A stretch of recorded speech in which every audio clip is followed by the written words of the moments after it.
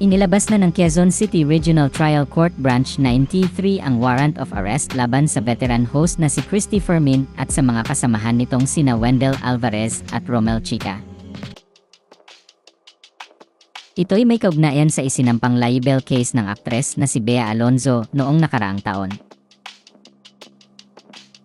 Ito ang nakasaad sa inilabas na court order ni Presiding Judge Cherry Chiara Hernando na inisyu noong July 21, 2025 pero nitong Miyerkules lang nakuha ng mga reporter.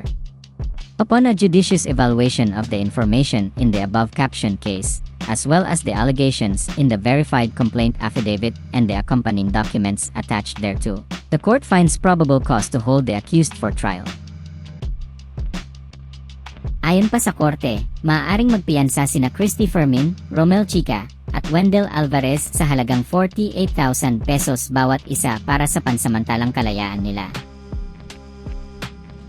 Nakapanayam ng PEP.ph ang legal counsel ni Bea Alonzo na si Attorney Joey Garcia ng GERA Law Firm nitong Miyerkules ng hapon, July 30, 2025. Doon ay tinanong si Attorney Garcia kung ano ang reaksyon ng aktres sa pag-akyat ng kaso laban sa grupo ni Christy Fermin. Pahayag ni Attorney Garcia, "We welcome the resolution of the Quezon City Prosecutor's Office finding prima facie evidence with reasonable certainty of conviction in the cyber libel case filed by our client, Ms. Bea Alonzo, against Ms. Christy Fermin and her associates. This progress is especially notable given the heightened standards under the new procedural rules. Unlike before, where probable cause was required, the current threshold quantum of evidence sets a much higher bar for cases to proceed."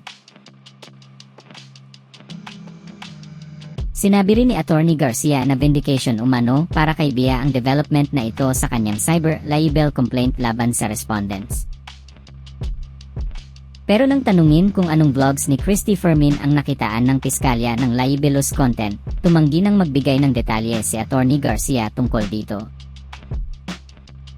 Sinabi rin ng abogado ni Bea na hindi pa raw niya nakukuha ang kopya ng resolusyon ng piskal sa preliminary investigation nito, at hindi pa rin daw niya nakukuha ang kopya ng arrest order ng korte para kina Christy Fermin, Wendell Alvarez, at Romel Chica. Dagdag pa ni Attorney Garcia, nalaman lang daw niya ang balita nang mabasa ito sa isang online news site nitong Miyerkules. Sa ulat ng bandera, sinabi ni Christy Fermin sa isang panayam na nagulat raw siya at maging ang abogado niya ay wala rin umanong alam tungkol sa lumabas na warrant of arrest laban sa kanya. Dagdag pa niya, aasikasuhin daw nila ito sa Huwebes, July 31, 2025.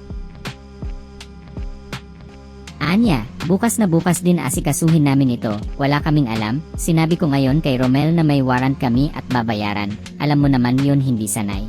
Sila ni Wendell, ako lang ang sanay na.